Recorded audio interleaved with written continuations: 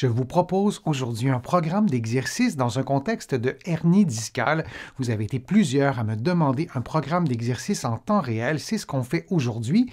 Je vous invite à visionner mes autres vidéos sur la hernie discale pour en connaître davantage sur ce problème de santé. Mise en garde, aucun exercice ne doit augmenter ni reproduire la douleur. Si c'est le cas, vous ne faites pas l'exercice et vous consultez un professionnel de la réadaptation. Maintenant, on y va avec le programme d'exercice. Le programme d'exercice d'aujourd'hui vise à augmenter votre force, votre mobilité et votre souplesse liées directement à la région lombaire dans un contexte de hernie discale. Le premier exercice est un exercice de respiration abdominale. Couché sur le dos, les mains sur le ventre, vous inspirez en gonflant le ventre et vous expirez librement, la bouche ouverte sans augmenter la pression à l'expiration. Et on continue cette séquence durant environ 50 secondes. Il est recommandé de plier les genoux pendant l'exercice, vous serez probablement plus confortable, mais l'exercice peut se faire aussi jambes allongées et vous pouvez aussi faire l'exercice en position assise.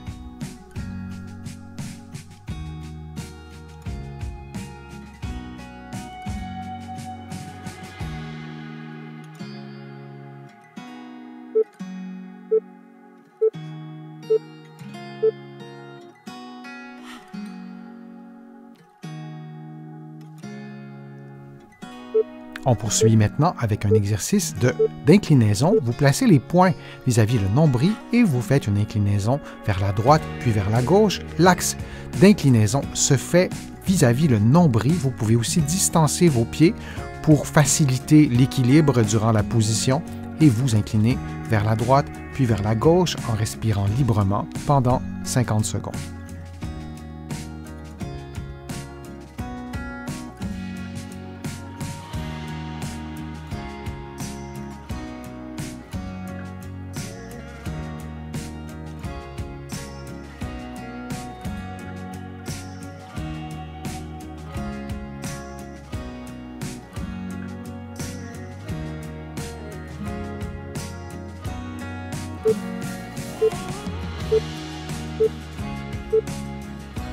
Et on prend une pause de quelques secondes. Le prochain exercice se fera également en position assise. C'est un exercice de mouvement combiné qui intègre le mouvement d'inclinaison que vous venez tout juste de faire. Donc, mains croisées sur les épaules, vous inclinez vers la droite, puis vous tournez vers la gauche sans perdre le mouvement d'inclinaison.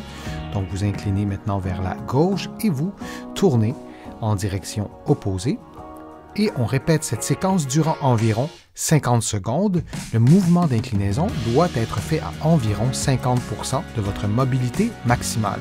Vous faites le mouvement lentement selon vos propres capacités et vous pouvez choisir d'insister sur une composante d'inclinaison qui se fait davantage dans la région lombaire, donc une inclinaison basse, ou une inclinaison un peu plus haute, selon ce que vous souhaitez obtenir comme effet, si vous souhaitez davantage mobiliser la région lombaire ou la région dorso-lombaire.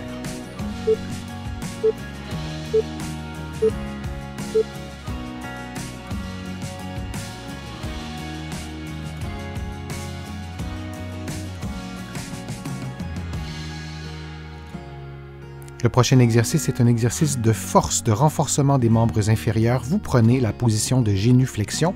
Vous pouvez placer au sol un rouleau, une serviette roulée, un coussin. L'objet peut être aussi beaucoup plus haut que ce que vous voyez à l'écran et vous faites un mouvement de génuflexion sur le membre inférieur gauche, donc le pied gauche est le pied qui est devant, et vous répétez pendant environ 50 secondes selon vos propres capacités physiques. Dans un contexte de hernie discale, on veut utiliser la force des muscles des cuisses dans la vie de tous les jours. On ne veut pas surutiliser les muscles du bas du dos et cet exercice stimule la force des cuisses, notamment la force des membres inférieurs, et vous vous assurez du début à la fin de l'exercice de maintenir un bon alignement entre la tête, les épaules et le bassin. On prend une pause de quelques secondes et on fera l'exercice de l'autre côté.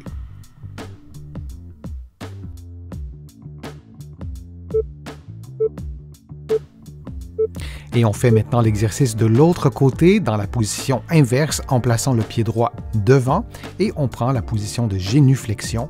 Vous placez un rouleau, un objet un peu plus haut, un coussin, peu importe, pour faciliter le mouvement. Si votre force est insuffisante pour faire le mouvement sans rouleau, sans objet, vous pourriez aussi faire l'exercice exactement de cette façon, sans placer d'objet et en plaçant votre genou directement au sol. Et on fait l'exercice pendant 50 secondes.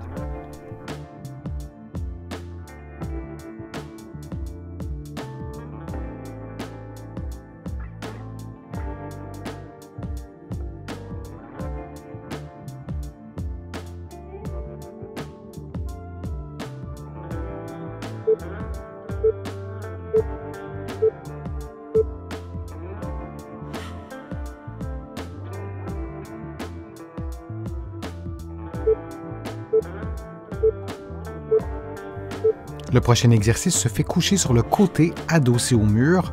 Vous allez lever votre jambe en glissant votre talon sur le mur. C'est un mouvement d'abduction de la hanche et vous allez répéter pendant 60 secondes de ce côté et ensuite on fera de l'autre côté.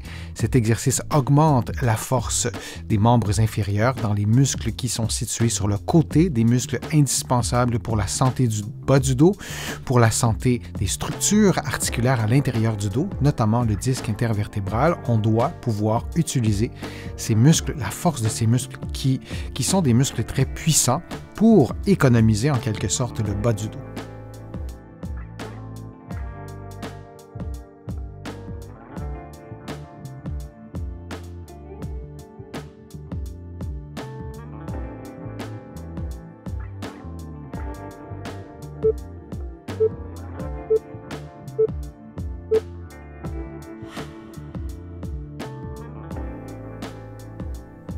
Et on fera dans quelques secondes le même exercice, mais de l'autre côté. Donc, c'est exactement la même chose. Couché sur le côté, adossé au mur, vous glissez votre talon, vous glissez le membre inférieur droit et vous allez lever votre membre inférieur puis descendre dans la limite de votre mobilité articulaire. Et on fait ce mouvement pendant 60 secondes. Vous pourriez aussi ajouter un poids à la cheville pour augmenter le niveau de difficulté.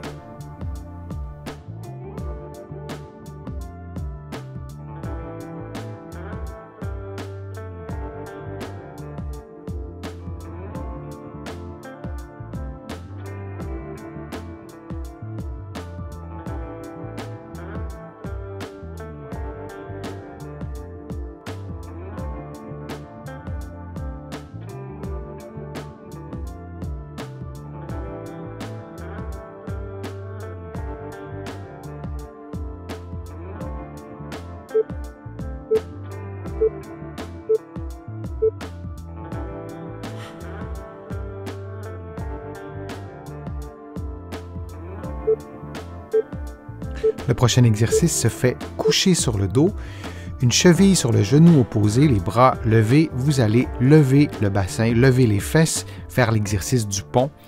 Donc seulement sur un côté à la fois. Si l'exercice est trop difficile, vous pouvez le faire sur les deux côtés.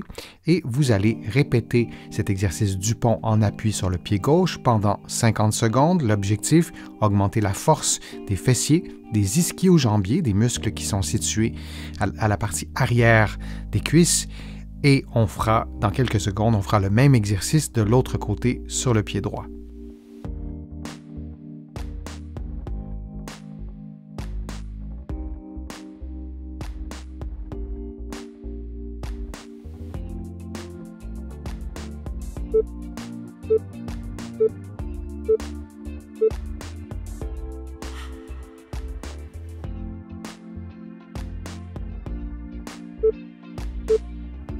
Et on fait maintenant l'exercice de l'autre côté, c'est-à-dire sur le pied droit. C'est la même chose.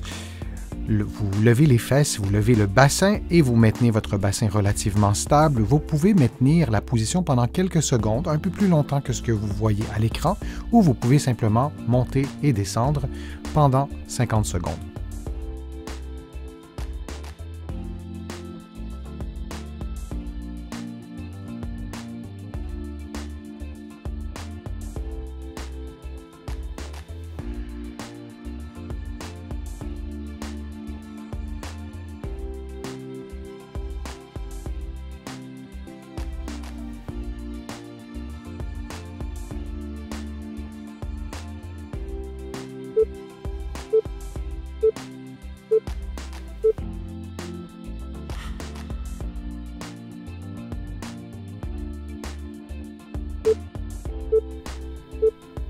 Et on continue à stimuler la force des muscles des membres inférieurs. Vous prenez la position de la chaise au mur.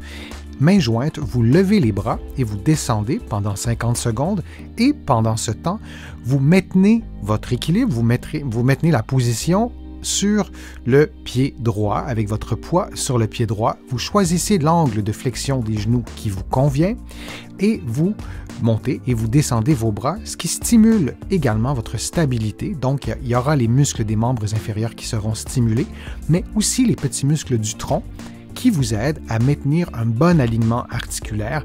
Votre tronc doit être bien aligné. Par exemple, vous ne devez pas faire une inclinaison du tronc ou du bassin pendant l'exercice. Et alors, on fait ça encore quelques secondes, puis on fera l'exercice de l'autre côté.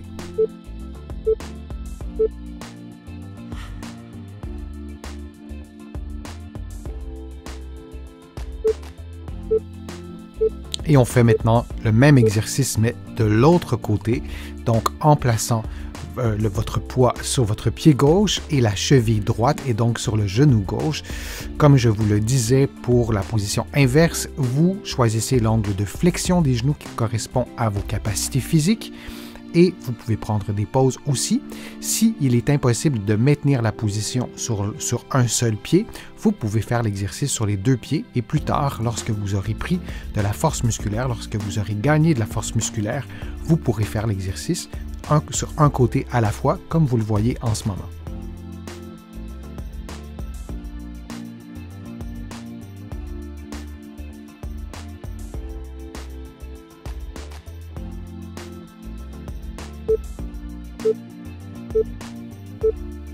On prend maintenant une pause de quelques secondes. Le prochain exercice se fera en position assise sur une chaise.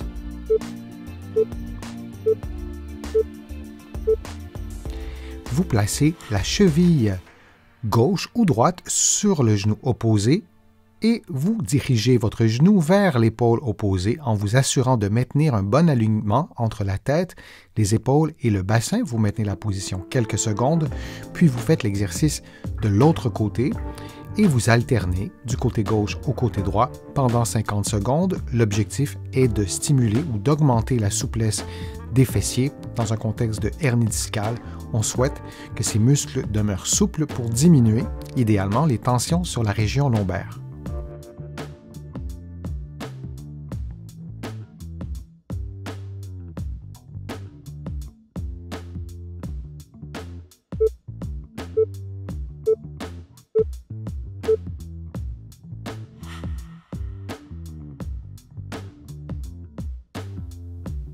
Dans un contexte de hernie discale, on veut aussi stimuler les muscles stabilisateurs. Alors, vous prenez la position du quatre pattes et vous levez un bras et le membre inférieur opposé et vous tenez la position pendant quelques secondes et on répétera le même mouvement. Pendant environ 50 secondes, vous maintenez une respiration normale, vous respirez normalement pendant l'exercice.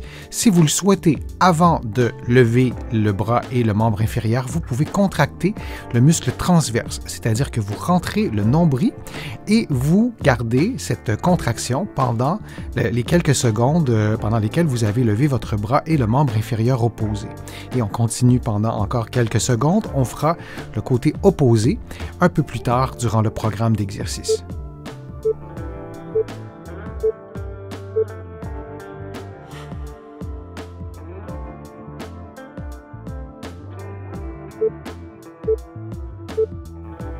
Le prochain exercice se fait au sol dans la position à quatre pattes. C'est le même exercice qu'on a fait tout à l'heure, mais en sens inverse. Vous levez donc votre bras gauche avec le membre inférieur droit et vous tenez la position quelques secondes.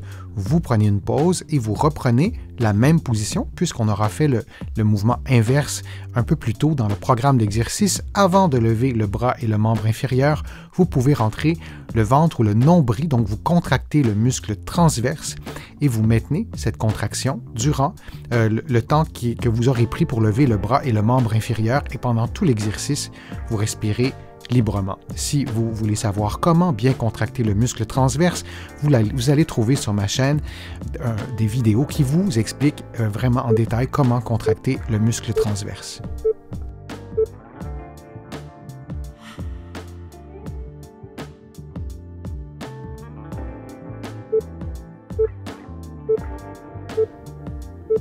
Le prochain exercice est un exercice de respiration, toujours couché sur le dos, les mains sur l'abdomen. Vous inspirez en gonflant le ventre, puis vous expirez librement. Et pendant cet exercice, vous vous détendez. Il est absolument indispensable d'arriver à contrôler cette respiration abdominale. Le muscle, le diaphragme, le muscle principal de la respiration s'attache notamment au bas du dos. Alors on veut que ce muscle fonctionne le plus normalement possible.